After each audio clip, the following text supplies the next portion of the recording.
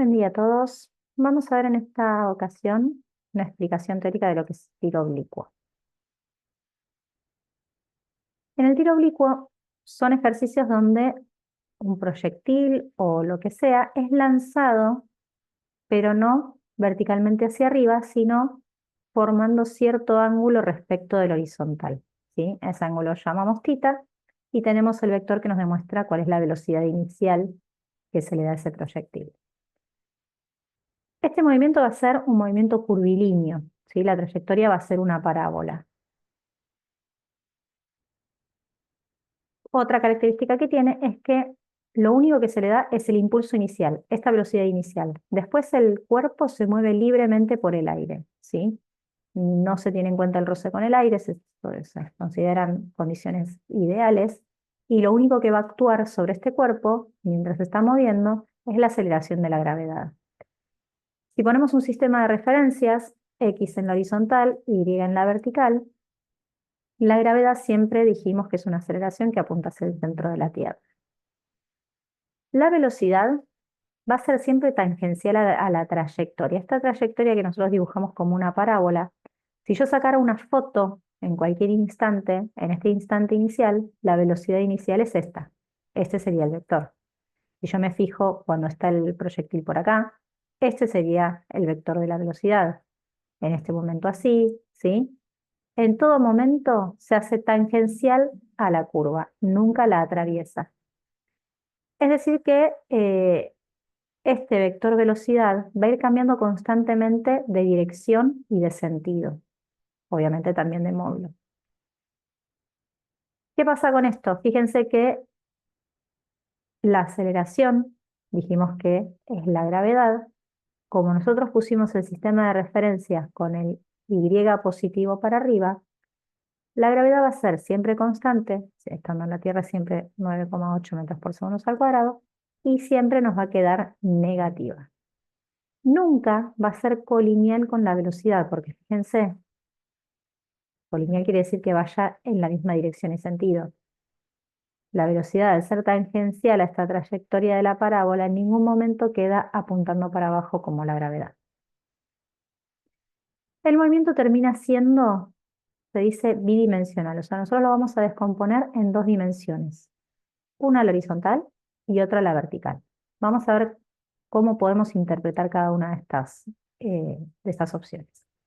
En el caso del eje X, el movimiento, si yo lo mirara mm, desde abajo de la Tierra, es un poco difícil de imaginarse, pero supónganse que uno tiene la posibilidad de quedar suspendido acá en el aire a una distancia que puede verlo moverse, ¿sí? Si yo lo mirara desde arriba, el proyectil sale y se va a mover desde donde sale hasta el punto que vuelve a tocar el piso, ¿sí? Como no se tiene en cuenta el rozamiento con el aire y no estoy en contacto con el piso, no tengo nada que lo acelere en este sentido, ¿sí? En cambio, en el sentido de la Y, si yo me parara en esta posición y mirara, supongamos que esto fuera un cañón que dispara una bala, si yo me paro atrás del cañón unos 5 metros, por ejemplo, ¿yo qué veo de la bala del cañón? Que va subiendo y en un momento empieza a bajar, ¿sí? Entonces, en el eje Y sí voy a tener la aceleración de la gravedad. Es lo que hace que mientras está subiendo se vaya frenando. Y una vez que llega al punto máximo, empiece a bajar aceleradamente por la gravedad. Entonces, ¿cuál es la conclusión de todo esto? Que en el eje X dijimos que no tenemos aceleración, o sea, se puede asemejar a un movimiento rectilíneo uniforme. En cambio, en el eje Y tengo una aceleración que es constante, que es la gravedad, y como se mueve en línea recta, va a ser un movimiento rectilíneo uniformemente variado. Como les dije recién, yo lo voy a ver subir y de repente va a empezar a bajar, que es lo que vimos como un tiro vertical. Vamos a ver qué pasa con tema ecuaciones. Nosotros tenemos la velocidad inicial inclinada a un cierto ángulo θ respecto del horizontal.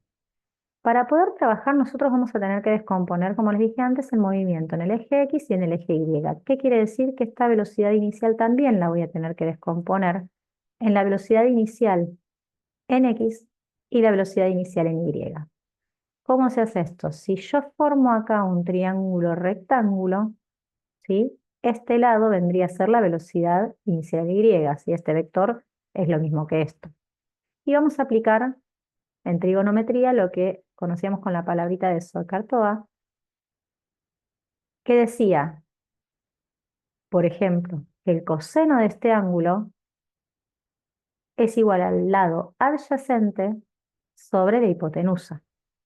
O sea, el coseno de tita es igual a la velocidad inicial en X sobre la velocidad inicial. Si yo despejo de ahí la velocidad inicial en X, paso multiplicando la velocidad inicial y me queda que velocidad inicial en X es velocidad inicial por el coseno del ángulo.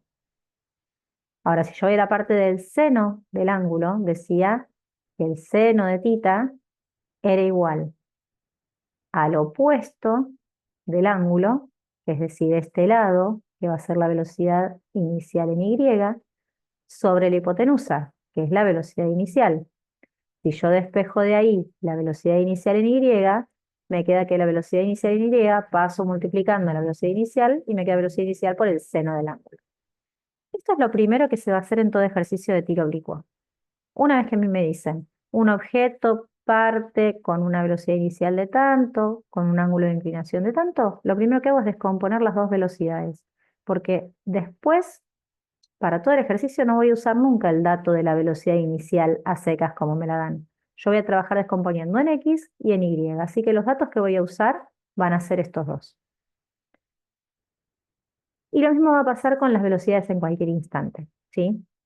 A medida que yo voy avanzando en la trayectoria de la parábola, en cualquier momento que yo me frene, voy a tener una velocidad en X, una velocidad en Y, que va a estar descompuesta de esta manera, y si a mí me piden averiguarla, la velocidad en ese instante, por el teorema de Pitágoras, si yo hago que la velocidad es la hipotenusa, el teorema de Pitágoras dice que la hipotenusa al cuadrado es igual a la suma de los cuadrados de los catetos. Entonces, si paso el cuadrado como raíz, me queda que la velocidad en cualquier instante va a ser la raíz de la velocidad en x al cuadrado más la velocidad en y al cuadrado.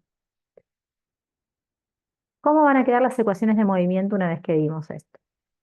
Dijimos que en la vertical se trata de un movimiento rectilíneo uniformemente variado, que es el tiro vertical. Vamos a hablar de Y porque estamos hablando de vertical, y las fórmulas eran de esta manera. Si yo parto desde el piso, esta altura inicial va a ser 0. Si no, la dejo. Pero ven que siempre voy a hablar de, ya no es más la velocidad inicial, es la velocidad inicial en Y. Y en este caso pongo menos la gravedad, porque como vimos, tenemos el sistema de referencias con la Y positiva para arriba y la gravedad baja. Así que siempre va a ser menos 1/2 por 9,8 por la variación de tiempo al cuadrado. La velocidad lo mismo, va a ser la velocidad inicial en Y, menos la gravedad por la variación de tiempo, y la aceleración es constante, que es igual a menos la gravedad. En el plano horizontal, en X, se trata de MRU. Las fórmulas van a ser iguales a las de MRU. X va a ser igual a posición inicial más la velocidad inicial en X. Ven que ya no uso más velocidad inicial, el dato que me van a dar del ejercicio, sino que lo primero que tuve que hacer fue hacer esta descomposición. Por lo que voy a usar siempre es velocidad inicial en Y, velocidad inicial en X. La fórmula de velocidad va a ser constante, y una vez que yo calcule acá la velocidad inicial en X, va a ser la misma para todo el ejercicio porque en X yo no tengo aceleración. Va a partir cuando yo lo disparo y va a terminar en el momento en el que toca el piso. Solo por el hecho de que toca el piso. La aceleración es 0 metros por segundo al cuadrado, obviamente. ¿Qué características tiene esto? En este movimiento la velocidad no se hace 0 en ningún momento. ¿Por qué? Nosotros vimos que en tiro vertical, cuando llega al punto máximo, la velocidad se hace 0 y ahí empieza a bajar. En este caso, cuando estés en el punto máximo, la velocidad en Y va a ser 0. Pero vieron que recién les dije la velocidad en X es siempre constante, igual a la velocidad inicial en X. O sea, siempre voy a tener un tipo de velocidad. La que hace 0 es la velocidad en Y. Pero si yo les pregunto cuál es la velocidad del proyectil en el punto máximo, cuando alcanza la altura máxima, va a ser la velocidad en X. Nunca se hace 0. El alcance máximo es la distancia horizontal que recorre el cuerpo. Si parte de acá y cae en este punto, va a ser esta distancia horizontal, ¿sí? La posición en X. Eso se lo llama alcance máximo. Es X máxima, se representa de esa manera. Altura máxima sí, es la Y, ¿sí? A la que llega en el punto máximo. En ese instante solo tenemos velocidad en X, ¿sí? Lo vamos a calcular siempre con el tiempo en el que la velocidad en Y se hace 0. Igual que en un tiro vertical. Se la va a llamar I máxima.